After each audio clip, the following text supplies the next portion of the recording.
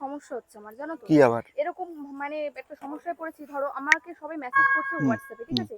এদিকে আমার তো নেটটা সবসময় অন দেখাচ্ছে, হুম, যার জন্য আমি ফেসবুকে থাকলে ওরা আমাকে যা মেসেজ করছে ডবল সিন হচ্ছে। হুম। সেটা আমি কি করবো বলো তো? দেখো, এটা অনেকেরই প্রবলেম, ঠিক আছে? আজকাল কিন্তু হোয়াটসঅ্যাপে এমন ফিচার্স আছে, আমি দেখিয়ে দিচ্ছি।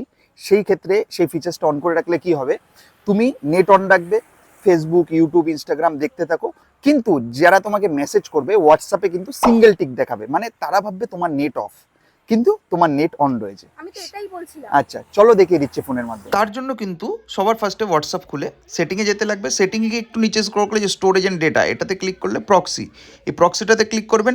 আপনাকে একটা প্রক্সি সেট করতে লাগবে। সেট প্রক্সি কী করে সেট করবেন, 1.1.1.1 সেট করার পর সেভ করবেন। সেভ করার পর কিন্তু ইউজ প্রক্সিটা করবেন। ইউজ প্রক্সি করলেই তারপর থেকে আপনাকে যে মেসেজ পাঠাবে তার কিন্তু ওয়ান টিক দেখাবে, মানে আপনার হোয়াটসঅ্যাপ অফ হয়ে গেল, আপনার নেট ফোনে অন থাকুক না কেন।